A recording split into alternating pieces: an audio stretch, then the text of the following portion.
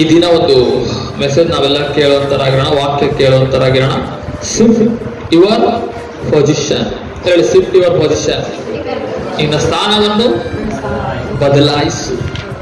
ಓಕೆನಾ? ಒಂದು ವಾಕ್ಯ ನೋಡೋಣ. ಮೊದಲನೇದಾಗಿ ಜಕರಿಯನ ಗ್ರಂಥ 9ನೇ ಅಧ್ಯಾಯ 12ನೇ ವಚನ ನೋಡೋಣ. ಓದಿ, ಯಾರಾದ್ರೂ ಓದಿ ಸಹಾಯ.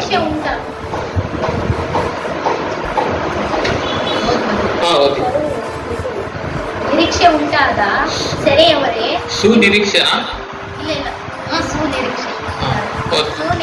ಉಂಟಾದ ಸೆರೆಯವರೇ, ನಿಮ್ಮ ದುರ್ಗಕ್ಕೆ ಹಿಂದಿರುಗಿರಿ. ನಿಮಗೆ 2ರಷ್ಟು ಸುಖವನ್ನು ದಯಪಾಲಿಸುವೆನು ಎಂದು ಈಗಲೂ ಪ್ರಕಟಿಸುತ್ತೇನೆ. Okay, hallelujah. ಇಲ್ಲಿ ನೋಡಿ, ಬೈಬಲ್ ಅಲ್ಲಿ ಒಂದು ವಾಕ್ಯ ಬರೆಯಲ್ಪಟ್ಟಂತ ಸಂಗತಿ ದೃಶ್ಯ ನಾವು ನೋಡ್ತಾ ಇದ್ದೀವಿ. ಏನಂತೆ? ಸುನಿರೀಕ್ಷೆ ಉಳ್ಳವರಾದ ಸೆರೆಯವರೇ, ನಿಮ್ಮ ದುರ್ಗಕ್ಕೆ ಹಿಂತಿರುಗಿರಿ, 2ರಷ್ಟು ಸುಖವನ್ನು ಕೊಡುವೆ, ದಯ ಪಾಲಿಸುವೆ. Okay, hallelujah. ಯಾಕೆ ಬೈಬಲ್ ಅಲ್ಲಿ ಈ ಒಂದು ಮಾತು ನಾವು ನೋಡ್ತಾ ಇದೀವಿ ಅಂದ್ರೆ, ಸುನಿರೀಕ್ಷೆ ಅಂತೆ ಅಂದ್ರೆ ಅಲ್ಲಿ ಯಾವ ನಿರೀಕ್ಷೆ ಇಲ್ಲ. ಅಲ್ಲಿ ಏನಿಲ್ಲ, ಅಲ್ಲಿ ಯಾವ ನಿರೀಕ್ಷೆ ಇಲ್ಲ. ಯಾವ ನಿರೀಕ್ಷೆ ಇಲ್ಲದವರಾಗಿದ್ದಾರೆ. ಅವ್ರಿಗಿರುವ ಆಸ್ತಿ ಇಲ್ಲ, ಅಂತಸ್ತು ಇಲ್ಲ, ಒಂದೊಳ್ಳೆ ಸ್ಥಾನ ಇಲ್ಲ,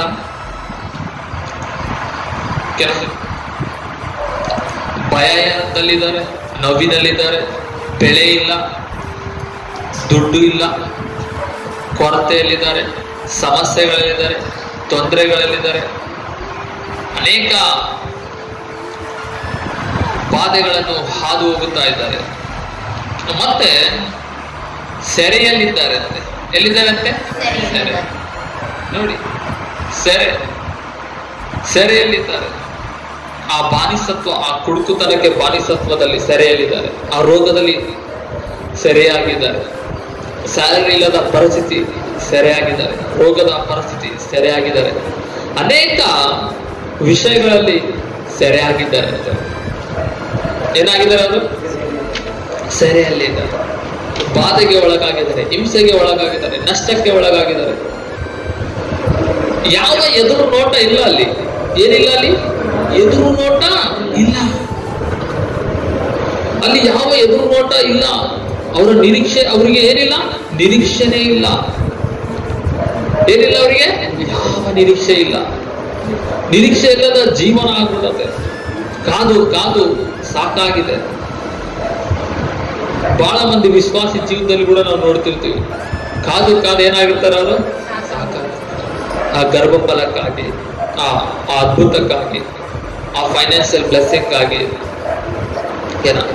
ಆ ಬಿಡುಗಡೆಗಾಗಿ, ಆ ಕುಟುಂಬ ಸೆಟಲ್ ಆಗೋದಕ್ಕೋಗಿ, ಆ ಒಂದು ವಿಷಯಗಳು ಬದಲಾವಣೆಗಾಗಿ, ಹೆಲ್ತ್ ವಿಷಯ, ಆ ಕ್ಯಾನ್ಸರ್ ಇಂದ ಹೊರಗಡೆ ಬರಬೇಕು, ಆ ಬಲಹೀನತೆಗಳಿಂದ ಹೊರಗಡೆ ಬರಬೇಕು, ಆ ಶುಗರ್, ಆ ಡೆಬಿಲ್, ಆ ದೆವ್ವಗಳಿಂದ ಹೊರಗಡೆ ಬರಲು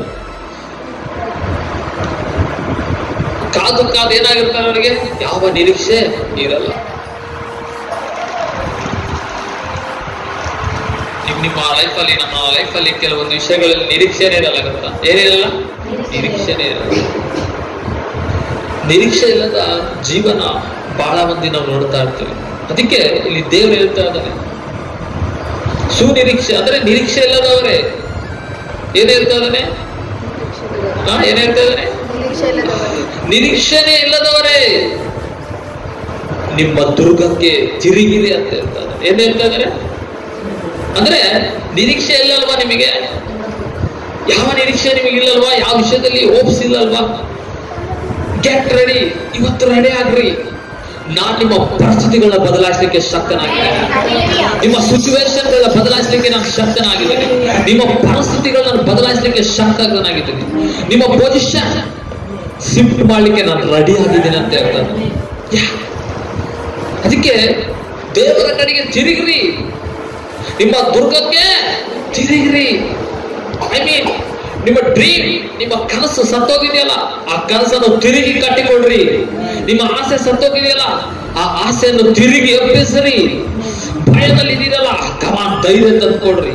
ನೋವಿನಲ್ಲಿದ್ದೀರಲ್ಲ, ಆ ಧೈರ್ಯ ತಂದ್ಕೊಡ್ರಿ. ಯಾಕೆಂದ್ರೆ ನಾನು ನಿಮಗೆ ಕೊಡುವಂತದ್ದು ಒಂದರಷ್ಟಲ್ಲ, ನೆಕ್ಸ್ಟ್ ಲೆವೆಲ್ ಆಶೀರ್ವಾದ. Shift your position. ಏನ್ ಹೇಳ್ತಾನೆ? 2ರಷ್ಟು ಸುಖವನ್ನು ನಾನು ದಯಪಾಲಿಸಿದೆ.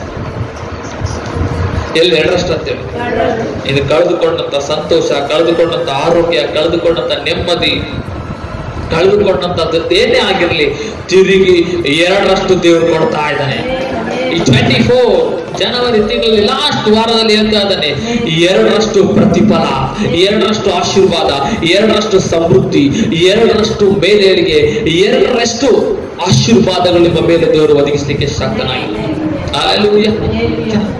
ಅಷ್ಟೊಂದು ಪ್ರಸಿದ್ಧಪಡಿಲಿಕ್ಕಿರ್ತಾನೆ. ಯಾಕಂದ್ರೆ ನಮ್ಮ ದೇವರು ನಿರೀಕ್ಷೆಗೆ ಆಧಾರನಾಗಿದ್ದಾನೆ. ಏನಾಗಿದ್ದಾನೆ? ನಿರೀಕ್ಷೆಗೆ ಆಧಾರ. ಅಂದ್ರೆ ನಿರೀಕ್ಷೆ ಇಲ್ಲದ ಪ್ರದೇಶಗಳಲ್ಲಿ ನಿರೀಕ್ಷೆಗಳನ್ನ ತರ್ತ ನಮ್ಮ ದೇವರು. ಡಾಕ್ಟರ್ ಹತ್ರ ಹೋಗ್ಬೋದು, ಎಲ್ಲ ಕೈ ಬಿಟ್ಟಿರ್ಬೋದು, ಬಟ್ ಅಲ್ಲಿ ಯಾವ ನಿರೀಕ್ಷೆ ಇಲ್ದಾಗ ಕೂಡ ನಿರೀಕ್ಷೆಗಳನ್ನ ದೇವರು ತರ್ತಾನೆ. ಹಲ್ಲೆಲೂಯಾ. ಕೆಲವೊಂದು ಜೀವಿತದಲ್ಲಿ ಎಲ್ಲ ಹೋಗ್ಬಿಡೋದು, ಒಣಗಿ ಹೋದಂತ ಮರದಂತೆ ಇರ್ತದೆ. ಏನು? ಜೀವನಗಳು. ಅದೇ ಜೀವನ ಯೇಸುವಿನ ಬಳಿಗೆ ತಂದ್ರೆ ಆ ಒಣಗಿ ಹೋದ ಜೀವಿತವನ್ನು ಮರದಾಗೆ ಚಿಗುರುವಂತೆ ದೇವರ ಆಶೀರ್ವಾದ ಮಾಡ್ತಾರೆ.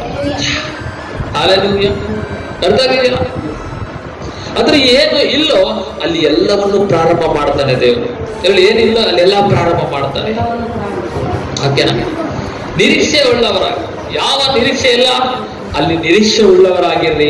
ದೇವರು 2ರಷ್ಟು ನಿಮಗೆ ಆಶೀರ್ವಾದ ಕೊಡ್ತಾನೆ, 2ರಷ್ಟು ಸಮೃದ್ಧಿ, ಎಲ್ಲವನ್ನು 2ರಷ್ಟು ಮಾಡಲಿಕ್ಕೆ ಅಂತ ಶಕ್ತನಾಗಿದೆ. ಯೇಸು ಕ್ರಿಸ್ತನಲ್ಲಿ ಕೆಲವೊಂದು ಸ್ಪೆಷಲ್ ಇರ್ತವೆ. ಕೆಲವೊಂದು ಸ್ಪೆಷಲ್ ಏನ್ ಗೊತ್ತಾ? ಈ ಲೋಕ ಎಲ್ಲ ಕೈ ಬಿಟ್ಟಾಗ ಆತನ ಕೈ ಇಟ್ಕೊಳ್ತಾನೆ. ಏನಂತೆ? ಈ ಲೋಕ ಎಲ್ಲ ಕೈ ಬಿಟ್ಟಾಗ ಆತನ ನಿನ್ನನ್ನು ಅದಕ್ಕೆ ಯೇಸು ಸ್ವಾಮಿ ನಂಬುವಾಗ ನೀನು ಓನಾಗಿ ನಂಬು.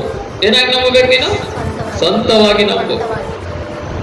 ಯಾರಿಗೋಸ್ಕರ ನಂಬೇಡ, ಯಾರೋ ಸಿಗ್ತಾರಂತ ನಂಬಬೇಡ, ಏನೋ ಬರ್ತಂತ ನಂಬೇಡ.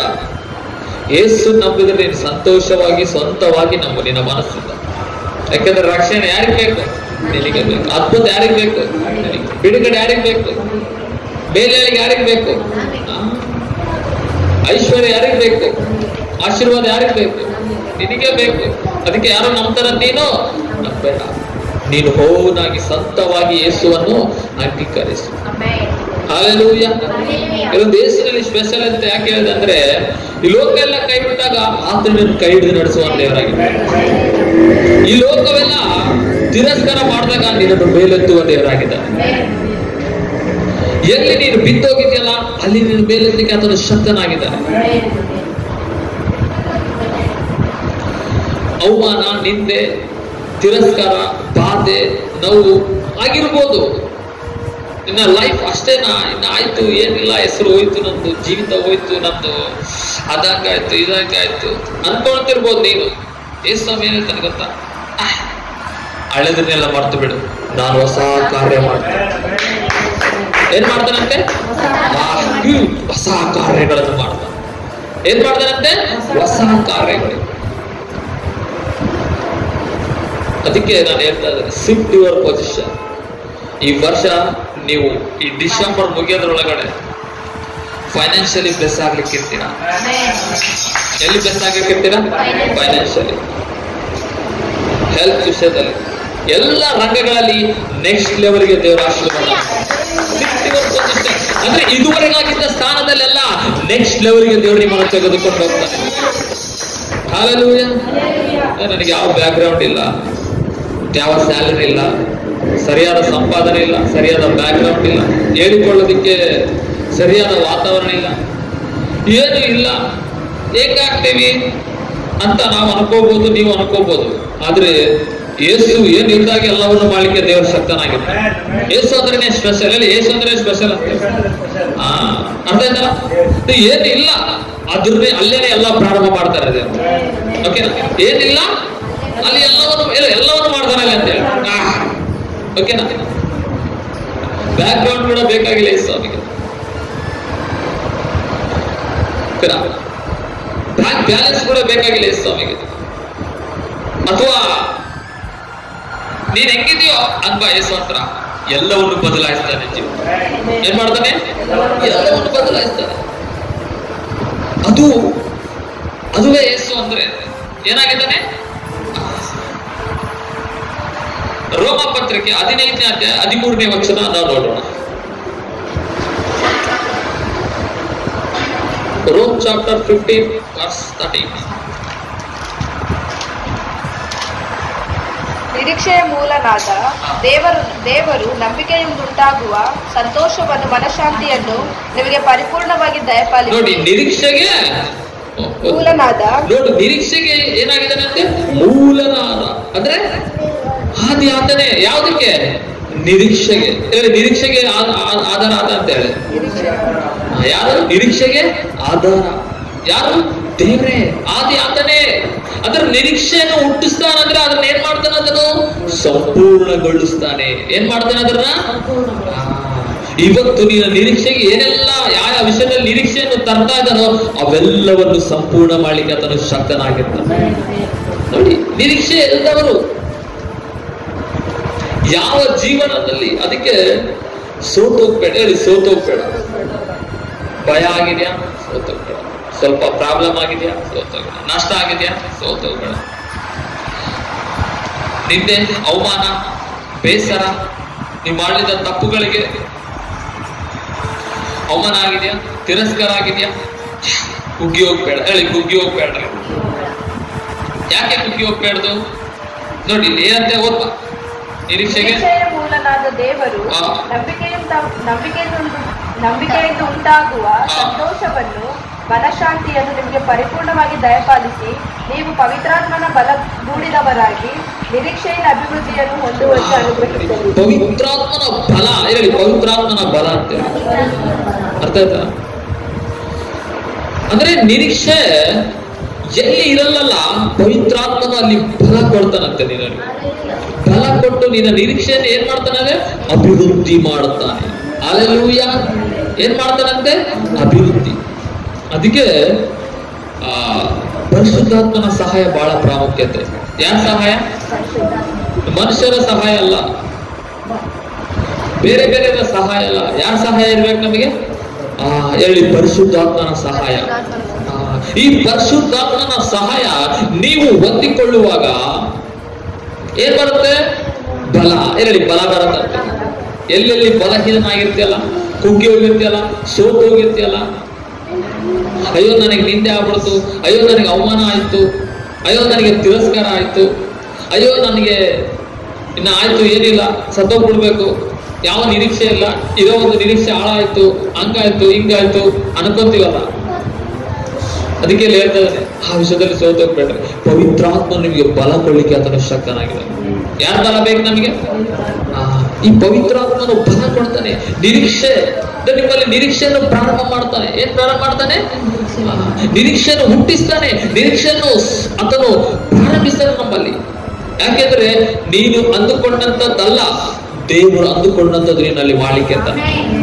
ಯಾರು ಅಂದುಕೊಂಡಿದ್ದು? ಅದಕ್ಕೆ ನಿರೀಕ್ಷೆ ಅದು ಬಲವುಳ್ಳದ್ದು. ಯಾವುದು? ನಿರೀಕ್ಷೆ. ನಿರೀಕ್ಷೆಗೆ ಬಲ ಯಾರು ಕೊಡ್ತಾರಂತೆ? ಪವಿತ್ರಾತ್ಮನ. ಹೇಳಿ, ಪವಿತ್ರಾತ್ಮನ ಬಲ ನಾನು ಹೊಂದಿಕೊಳ್ತೀನಿ ಅಂತ ಹೇಳಿ. ಅದಕ್ಕೆ ನೋಡಿ, ಶಿಷ್ಯರು ಯಾವ ನಿರೀಕ್ಷೆಯಲ್ಲಿ ನಿಂತರು? ಯಾರು ಶಿಷ್ಯರು? ಯಾವ ನಿರೀಕ್ಷೆಯಲ್ಲಿ? ಯೇಸ್ವಾಮಿ ಇಲ್ಲ, ಇನ್ನ ಸೇವೆ ಇಲ್ಲ, ಏನ್ ಮಾಡ್ಬೇಕು ಅವ್ರಿಗೆ ಗೊತ್ತಾಗ್ತಿಲ್ಲ. ಭಯ, ನೋವು, ವೇದನೆಯಲ್ಲಿದ್ದಾಗ ಅಲ್ಲಿ ಪವಿತ್ರಾತ್ಮ ನಿಮ್ಮ ಮೇಲೆ ಬರಲು ನೀವು ಬಲ ಹೊಂದ್ತೀರಿ ಅಂತ ಹೇಳ್ತಾ ಇದ್ದಾನೆ. ಏನು ಹೊಂದ್ತೀರಿ ಅಂತ ಹೇಳ್ತಾನೆ? ಏನು ಹೊಂದ್ತೀರಿ? ಬಲ ಹೊಂದ್ತೀರಿ. ಬಲ ಯಾವಾಗ ಬರುತ್ತೋ ಅವರು ಅವಾಗೆ ನಿರೀಕ್ಷೆ ಹೊಂದ್ಬಿಟ್ರು. ಅವರು ಏನು ಹೊಂದಿದ್ರು ಅವರು? ಅದಕ್ಕೆ ಅವಾಗವಾಗ ಪ್ರಾರ್ಥನೆ ಮಾಡಬೇಕು. ಬರೇ ದುಡ್ಡಿಗೋಸ್ಕರ ಪ್ರಾರ್ಥನೆ ಮಾಡೋದಲ್ಲ, ಸಮಾಧಾನಕ್ಕೋಸ್ಕರ ಪ್ರಾರ್ಥನೆ ಮಾಡೋದಲ್ಲ, ಆರೋಗ್ಯಕ್ಕೋಸ್ಕರ ಪ್ರಾರ್ಥನೆ ಮಾಡೋದಲ್ಲ. ಸಮಟೈಮ್ ಪರಿಶುದ್ಧಾತ್ಮನ ಬಲಕ್ಕೋಸ್ಕರ ಪ್ರಾರ್ಥನೆ ಮಾಡಬೇಕು. ಯಾರ ಬಲಕ್ಕೋಸ್ಕರ? ಪವಿತ್ರಾತ್ಮನ ಬಲ ನಿಮ್ಮ ಮೇಲೆ ಬಂದಾಗ ನೀವು ಬಲ ಹೊಂದುತ್ತೀರಂತೆ.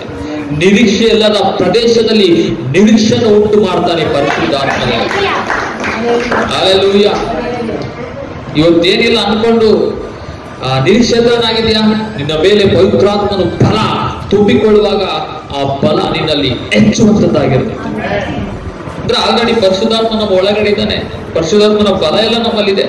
ಅವಾಗ ಸ್ವಲ್ಪ ಶೇಕ್ ಮಾಡ್ಬೇಕು. ನಾವು ಏನ್ ಮಾಡ್ಬೇಕು? ನಾವು ಹಾಕೋದು ಫಾಸ್ಟಿಂಗ್ ಪ್ರೇಯರ್ ಹಾಕೋ, 1-2 ದಿನ 3 ದಿನ ಫಾಸ್ಟಿಂಗ್ ಪ್ರೇಯರ್ ಹಾಕೋ. ಪರಿಶುದ್ಧಾತ್ಮ ನಿನ್ನ ಫಲ ಕೊಟ್ಟಿದ್ದೀನಿ, ಶಕ್ತಿ ಕೊಡು. ಈ ಶತ್ರುಗಳನ್ನ ಜಯಿಸೋದು, ಈ ಸಮಸ್ಯೆಗಳನ್ನ ಜಯಿಸೋದು, ಈ ಹೋರಾಟಗಳನ್ನ ಜಯಿಸೋದು, ಈ ಬಾಧೆಗಳನ್ನ ಜಯಿಸೋದು. ಈಗ ನನ್ನ ಲೈಫ್ ನಿರೀಕ್ಷೆ ಇಲ್ಲದಾಗ ಆಗಿದೆ, ನನ್ನ ಜೀವನ ನಿರೀಕ್ಷೆ ಇಲ್ಲ, ವಾತಾವರಣ ಎಲ್ಲ ಸೋತೋಗಿದೆ, ಏನೂ ಇಲ್ಲ, ನನ್ನಲ್ಲಿ ನಿರೀಕ್ಷೆಯನ್ನು ಕೊಡು ಅಂತ ಕೇಳುವಾಗ ನಿನ್ನಲ್ಲಿ ನಿರೀಕ್ಷೆಯನ್ನು ದೇವರು ದಯಪಾಲಿಸಲಿಕ್ಕೆ ಶಕ್ತನಾಗಿದೆ. ಹಲ್ಲೆಲೂಯಾ. ಅದಕ್ಕೆ ಸುನಿರೀಕ್ಷೆ ಉಳ್ಳವರೇ, ಸೆರೆಯಲ್ಲಿರುವವರೇ, ದುರ್ಗಕ್ಕೆ ಹಿಂತಿರುಗಿರಿ. 2ರಷ್ಟು ಸುಖವನ್ನು ದಯಪಾಲಿಸ್ತಾನಂತೆ. ಹಲ್ಲೆಲೂಯಾ. ನೋಡಿ, ಏನೆಲ್ಲ ಕಳ್ಕೊಂತೀವೋ ಲೈಫಲ್ಲಿ ಅಷ್ಟೆಲ್ಲ ದೇವರು ಹಿಂತಿರುಗಿ ಕೊಡ್ತಾರೆ. ಅದೊಂದು ಬಲಹೀನತೆ. ಕಳ್ಕೊಳ್ಳೋದು ಏನಾಗಿದೆ ಅದು? ಯಾಕಂದ್ರೆ ನಾವು ನಂಬಿ ಕಳ್ಕೊಂತ ಇರ್ತೀವಿ. ಅವ್ರು ನಂಬ್ತೀವಿ, ಇವ್ರು ನಂಬ್ತೀವಿ, ಅದು ನಂಬಿ ಇದು ನಂಬಿ ಕಳ್ಕೊಂತ ಇರ್ತೀವಿ. ಕಳ್ಕೊಂಡಿದ್ದು 2ರಷ್ಟು ಮಾಡ್ತಾನೆ, ಇರೋದ್ರಲ್ಲೂ ಕೂಡ ಡಬಲ್ ಮಾಡಿ ಆಶೀರ್ವಾದ ಮಾಡ್ತಾನೆ. ಅದು ಯೇಸು ಹೇಳಿ, ಅದು ಅಂತ ಯೇಸು. ಸ್ವಲ್ಪ ಟೈಮಲ್ಲಿ ಅರ್ಥನೇ ಆಗಲ್ಲ, ಹೆಂಗ್ ಹೋಗ್ತಾ ಇದೆ ಲೈಫು, ಏನಾಗುತ್ತೋ ಲೈಫು, ಮುಂದೆ ಏನಾಗುತ್ತೋ, ಭವಿಷ್ಯತ್ ಏನಾಗುತ್ತೋ, ಸರಿಯಾಗಿರ್ತಂತೋ ಇಲ್ಲೋ, ಅದು ಇದು ಅಂತ ಯೋಚನೆ ಮಾಡ್ತಿರ್ಲಿಲ್ಲ ಯೋಚನೆ. ಭಯಪಡಬೇಡ ಅಂತ. ಯಾಕೆಂದ್ರೆ ಆತನು ನಿಮ್ಮಲ್ಲಿ ಕಾರ್ಯ ಮಾಡಲಿಕ್ಕೆ ಆತನು ಶಕ್ತನಾಗಿದೆ. ಏನ್ ಮಾಡಲಿಕ್ಕೆ ಶಕ್ತನಾಗಿದ್ದಾನೆ? ಇದಕ್ಕೆ ನಿರೀಕ್ಷೆ ಉಳ್ಳವರಾಗಿರ್ಬೇಕು ನಾವು. ನಿರೀಕ್ಷೆಯನ್ನು ಸಾಧಿಸ್ಕೊಳ್ಬೇಡ್ರಂತ. ಅದಕ್ಕೆ ಬಹಳ ಮಂದಿ ಏನ್ ಮಾಡ್ತಾರೆ ಅಂದ್ರೆ ಆ ನಿರೀಕ್ಷೆಯನ್ನು ಸಾಧಿಸ್ಕೊಂಡ್ಬಿಡ್ತಾರೆ. ಯಾಕಂದ್ರೆ ನಿರೀಕ್ಷೆ ಇರಲ್ಲ ಅಲ್ಲಿ, ಏನಿರಲ್ಲ ಅಲ್ಲಿ. ಅದಕ್ಕೆ ಬಹಳ ಮಂದಿ ಚರ್ಚ್ ಬಿಟ್ಬಿಡ್ತಾರೆ, ಪ್ರೇಯರ್ ಬಿಟ್ಬಿಡ್ತಾರೆ, ಆರಾಧನೆ ಬಿಟ್ಬಿಡ್ತಾರೆ, ವಾಕ್ಯ ಧ್ಯಾನ ಬಿಟ್ಬಿಡ್ತಾರೆ, ದೇವ್ರಿಗೆ ಕೊಡೋದು ಬಿಟ್ಬಿಡ್ತಾರೆ. ಇದರಲ್ಲಿ ಏನಿರಲ್ಲ, ನಿರೀಕ್ಷೆನೇ ಇರಲ್ಲ. ಆಗಿರ್ಬೋದು, ಕೆಲವೊಂದು ತೊಂದರೆ ಆಗಿರ್ಬೋದು, ಕೆಲವೊಂದು ಸಮಸ್ಯೆಗಳಾಗಿರ್ಬೋದು, ಕೆಲವೊಂದು ಬೇಸರ ಆಗಿರ್ಬೋದು. ಇನ್ನು ಕೆಲವರು ಹೆಂಗಂತಾರೆ, ದೇವರಿಂದಾನೆ ಅದ್ಭುತ ಇದೆ, ಎಲ್ಲ ಇದೆ, ಆದ್ರೆ ನನ್ನ ವಿಷಯಕ್ಕೆ ಬಂದ್ರೆ ದೇವರೇ ಇಲ್ಲ. ಏನಂತಾರೆ ಅವರು? ನನ್ನ ವಿಷಯಕ್ಕೆ ಬಂದ್ರೆ ಯಾಕೆ? ಕೆಲವೊಂದು ನಿರೀಕ್ಷೆ ಇಲ್ಲದೆ ಕಾಣ, ಕೆಲವೊಂದು ಆಗ್ಲಾರ್ದು, ಕೆಲವೊಂದು ಆಗಿರ್ತ ಕಾರ್ಯಗಳು, ನಿಂದೆ ಬಂದು ಅವಮಾನ ಬಂದಿರುತ್ತೆ. ಅದಕ್ಕೆ ದೇವರಿಲ್ಲ. ಈಗ ದೇವ್ರು ಇದ್ರೆ ಅದ್ಭುತ ಮಾಡ್ಬೇಕಾಗಿತ್ತು, ದೇವರಿದ್ರೆ ಬಿಡುಗಡೆ ಮಾಡ್ಬೇಕಾಗಿತ್ತು, ದೇವರಿದ್ರೆ ಈ ವಿಷಯದಲ್ಲಿ ಜಯ ಕೊಡ್ಬೇಕಾಗಿತ್ತು, ದೇವರಿದ್ರೆ ಈ ವಿಷಯದಲ್ಲಿ ಅನುಕೂಲ ಮಾಡ್ಬೇಕಾಗಿತ್ತು, ದೇವರಿದ್ರೆ ನನ್ನ ಪರಿಸ್ಥಿತಿ ಬದಲಾಯಿಸಬಹುದಾಗಿತ್ತು ಅನ್ಕೊಂತಾ ಇರ್ತೀನಿ. ಅದಕ್ಕೆ ಆ ದೇವರಾದ ನಡೆ ಅಂದ್ಬಿಡ್ತೀನಿ. ಹಲ್ಲೆಲೂಯಾ. ಇಲ್ಲ, ಅದನ್ನು ಅನುಮತಿ ಮಾಡಿದ್ದಾನಂದ್ರೆ ನಿನ್ನನ್ನು ನೆಕ್ಸ್ಟ್ ಲೆವೆಲ್ ತೆಗೆದುಕೊಂಡು ಹೋಗೋದಿಕ್ಕೆ ಮಾಡುತ್ತಾನೆ. ಏನ್ ಮಾಡುತ್ತಾನೆ? ಎಷ್ಟು ಮಂದಿ ನೆಕ್ಸ್ಟ್ ಲೆವೆಲ್ಗೆ ಹೋಗ್ಬೇಕು ಅನ್ಕೊಂತ ಇದ್ದಾರೆ? Shift your position. ಹಂಗೇನಲ್ಲ, ನಿನ್ನ ಸ್ಥಾನವನ್ನು ದೇವರು ಬದಲಾಯಿಸ್ಲಿಕ್ಕೆ ಇರ್ತಾನೆ.